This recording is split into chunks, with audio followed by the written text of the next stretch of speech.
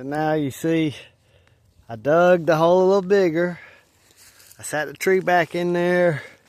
See, there's the root. See, there's the root. Where is it? Right here. There's the top of the root. There's the top of the root. The feeder root that's up higher than the rest of the root, I did put a little more dirt on that side to cover it up. It's probably not worth it. I probably should just cut that off and have the other root that flares out not be buried so deep, but it's only got a little bit of dirt around it, and it'll dry and get air around it. And then I don't want to get it too wet. I'm not going to pour as much water as I would normally pour because, like I said, there's been a lot of rain. But I do want to put a little bit of water to go ahead and get rid of if there's any air bubbles. But I've packed the dirt down. I pressed it with my hand. And so now, there is, see, there's an oak tree. There's an oak tree. There's some bigger oak trees that way. There's a bigger oak tree right there. And now in that open center, that maple that branches close to the bottom, it's like got two different branches. It can be in that space and be part of a windbreak.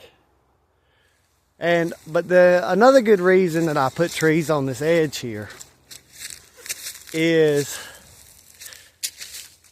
see here, where this big old drop is down to the dirt road.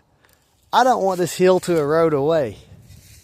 And see, what these trees are doing is not only are they holding the hill together with their roots, but see, it's fall, so it's not a good time to show this. But you see these tree leaves of these trees, instead of the rain just hitting the hill as hard as possible and eroding it away, it's dampened. The force of it's dampened by hitting the trees. It hits the trees, runs down the trees, gets absorbed by the trees.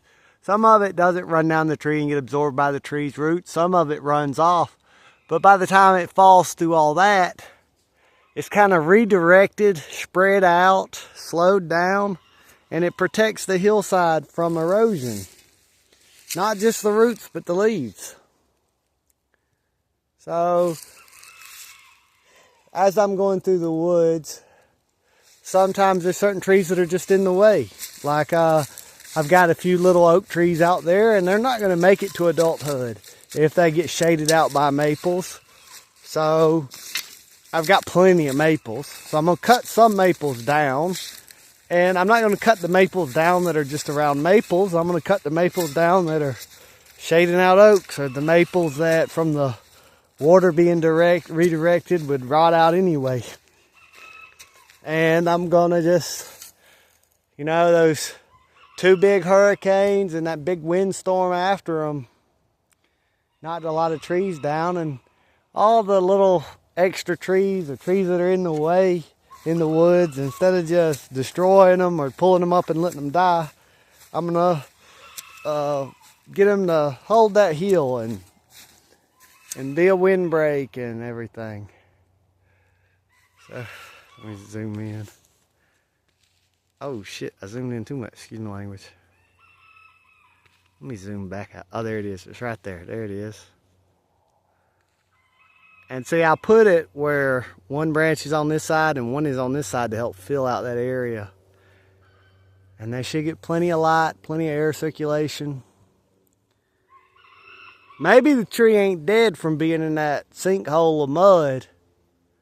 I think it's just dormant though, but it's got a better chance here than where it was at.